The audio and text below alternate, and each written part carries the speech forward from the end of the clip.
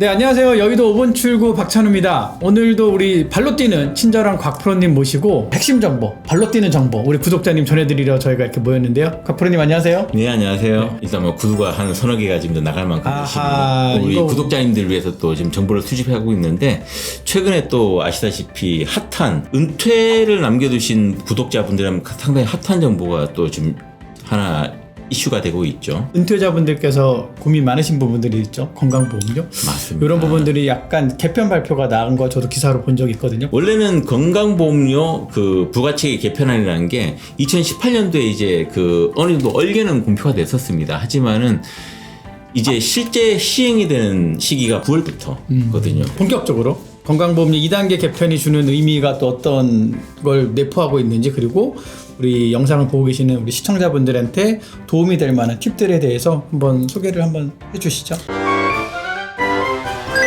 먼저 그 건강보험료 가입 자격의 그 구성 요건부터 한번 간단하게 이렇게 제가 짚어보고 말씀드릴게요. 건강보험료 아시다시피 이제 다 의무가입 제도고요. 그리고 직장가입자, 우리 같은 직장가입자들은 보통 급여를 지급할 때 원천 징수를 하죠. 그렇죠. 네, 그리고 이제 지역가입자분들 같은 경우는 통상적으로 이제 그 당월분을 그 다음 달 10일 날 이렇게 납부 고지를 해서 이제 청구하는 그런 식이라고 보시면 됩니다. 이제 가입자별로 이제 좀 세부 구분하면은 직장가입자, 지역가입자, 피부양자 이렇게 세 단계로 나뉘는데, 직장가입자는 아시다시피 소득에 대해서만 건보를 부과하고요. 그리고 통상적으로 우리가 사대보험 다 마찬가지지만은 이제 직장하고 내가 또 반반씩 이제 부담을 하는 그런 구조다라고 보시면 됩니다. 대신 지역가입자는 이제 이런 직장가입자나 뒤에서 말씀드릴 피부양자가 아닌 사람들은 다 이제 지역가입자라고 그렇죠. 보면 될 텐데, 아까 제가 직장가입자는 뭐에 대해서만 건보를 부담한다고요? 소득에 대해서만 맞습니다. 해주셨죠. 그런데 이제 지역가입자는 중간에 이제 또 재산이라든지 그렇죠. 자동차라든지 이런 것들이 또 지금 기준으로 또 붙어요. 네. 그리고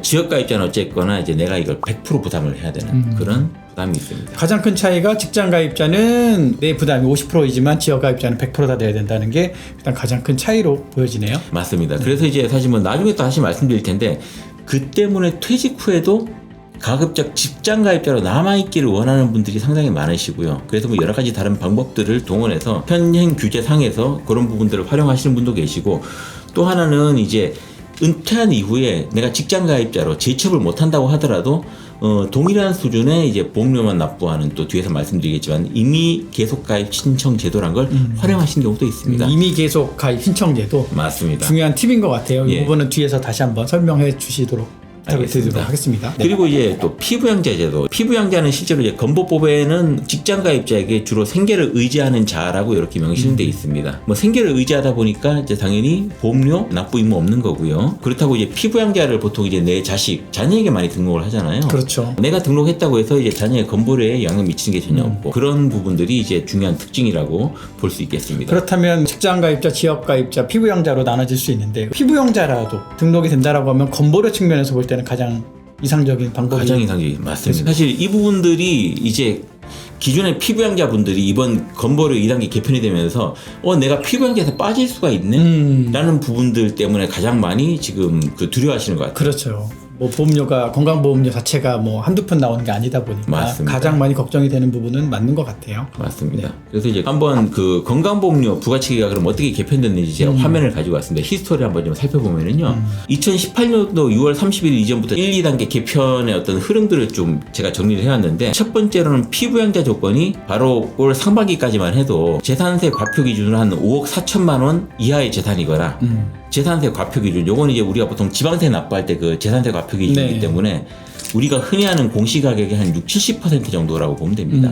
그러면 실제 시가에 대비해서는 한 40%, 한 반 정도? 이렇게 보시면 될 것 같아요. 아니면 이제 소득 합산, 그냥 내가 갖고 있는 아래에 지금 화면에 나와 있는 연금 근로소득, 뭐 금융 기타 소득, 사업소득 다 해가지고 3,400만 원만 넘지 않으면은 피부양자 자격이 유지가 됐습니다.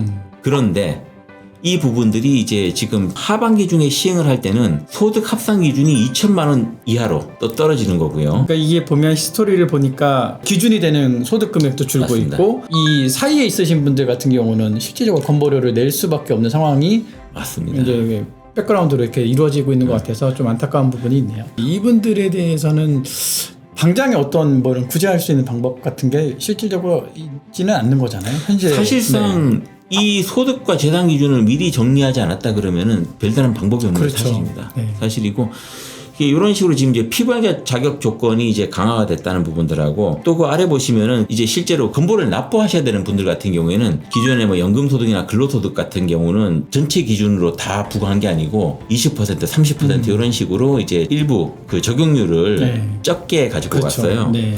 근데 그것도 요번 하반기부터는 이제 기존의 30%에서 이제 적용률을 50%로 좀 더 이제 소득 적용률을 높게 보는 거죠. 그렇죠. 이제 이런 부분들 좀 중요한 건보료 개편의 키워드입니다. 즉 피부양자 그 등재 조건은 강화가 되는 거고 더 이제 어려워지는 거고 나중에 이제 건보료 부담을 해야 되는 소득 그 적용액은 더 늘어나는 이런 그 형태로 지금 개편이 됐다라고 보시면 될 것 같습니다. 그러면 건강보험료 피부양자 자격에 대해서 간단하게 한번 좀 정리해 보겠습니다. 사실 이 부분들이